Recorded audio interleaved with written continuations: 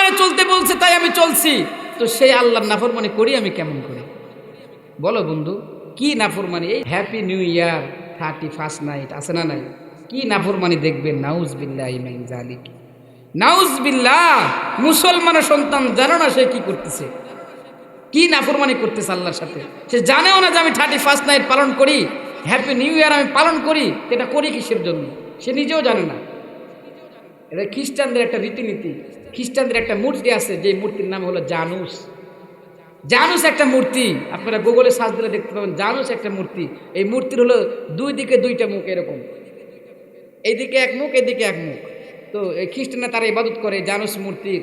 রাত 12টার আগে, যেদিন বছরের শেষ রাত, সেই শেষ রাত্রিতে রাত 12টার আগে তারা মূর্তির এক পাশে এসে বলে, ভগবান আমাদের জীবনে গুনাহ মাফ করো। রাত যেই 12টা বাজে, 12টা 1 মিনিট বাজে, তখন এই পার থেকে ও পার ওই মুখের কাছে দাঁড়ায়, ও পারে যা দাঁড়া বলে যে, ভগবান বিগত দিনে যা করছি সামনের এই বছরটা আমাদের ভালো করে দিও।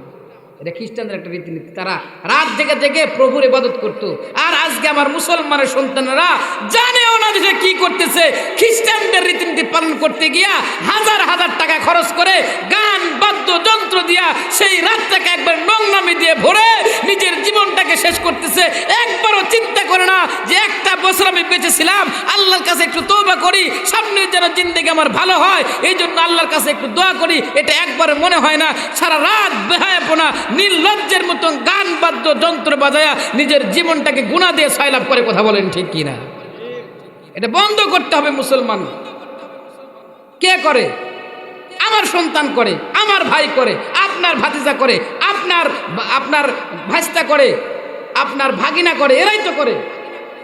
আপনি যদি নিষেধ করেন বাবা হয়ে, আপনি যদি মামা হয়ে নিষেধ করেন, আপনি চাচা হয়ে নিষেধ করেন, আপনি যদি একজন গ্রামের প্রভাবশালী লোক আপনি যদি নিষেধ করেন, অবশ্যই তারা মানতে বাধ্য হবে। কথা বলেন ঠিক কিনা? আমি আমার যে মহল্লা আমি জুমার নামাজ পড়াই, ওই মহল্লায় করবে সালপাল, আমি ওদেরকে নিষেধ করছি তোমরা করতে পারবে না। ওই দিন যদি করতে হয় তো আল্লাহর ইবাদত করব, যদি করতে হয় মসজিদের মধ্যে আমরা দোয়া অনুষ্ঠান করব, সেই দিন আমরা দোয়া করব আল্লাহর কাছে, আল্লাহ আমাদের জীবনে গুনাহ মাফ করো, সামনের জিন্দেগি সুন্দর করো। কথা বলেন ঠিক কিনা? আর গান বাদ্যযন্ত্র দিয়ে আমাদের সমাজটাকে নোংরা করে ফেলাইছে। বন্ধু বুঝতে হবে কি করতেছেন, কাদের রীতিনীতি পালন করতেছেন। রাসূল সাল্লাল্লাহু আলাইহি সাল্লাম বলেন, মান তাশাব্বাহা বিকওমিন ফাহুয়া মিনহুম, যার সাথে তোমার সম্পর্ক তার সাথে তোমার হাসর নাসর হবে, তার সাথে তোমাকে কিয়ামতের মাঠে দাঁড়াতে হবে।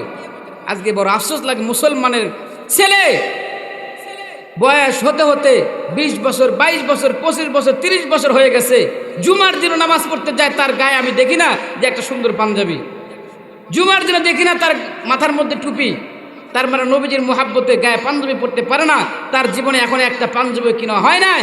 কিন্তু ওই ছেলেটার বাড়িতে যা দেখবেন যে নেইমারের জার্সি আর আপনার ব্রাজিলের জার্সি, আর্জেন্টিনার জার্সির গাদি। কথা বলেন ঠিক কিনা? তার মানে কি বোঝান আপনি?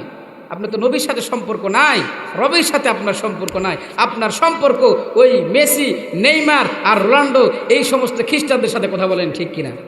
শুনে রাখো বন্ধু, মন খারাপ করা যাই করো, সঠিক কথা বলতেছি। যদি তাদের রীতিনীতি পালন করো, তাদের মোহাব্বতে তাদের গেঞ্জি গায়ে দিয়ে ঘুরো, নিজের নামটা পরিবর্তন করে যদি নিজের নামটাকে নেইমার বলে পরিচয় করো, মেসি বলে যদি পরিচয় করো, রোনাল্ডো বলে যদি নিজের নাম প্রচার করো, মনে রাখবে ওই নেইমার, মেসি আর রোনাল্ডোর সাথে কিয়ামতের ময়দানে দাঁড়িয়ে তাদেরকে যেই রশি দিয়ে বেঁধে জাহান্নামে পাঠানো হবে, তোমাকেও সেই রশি দিয়েই বেঁধে জাহান্নামে পাঠানো হবে। কথা বলেন ঠিক কিনা? এজন্য খুব সাবধান, এগুলো করা হবে না।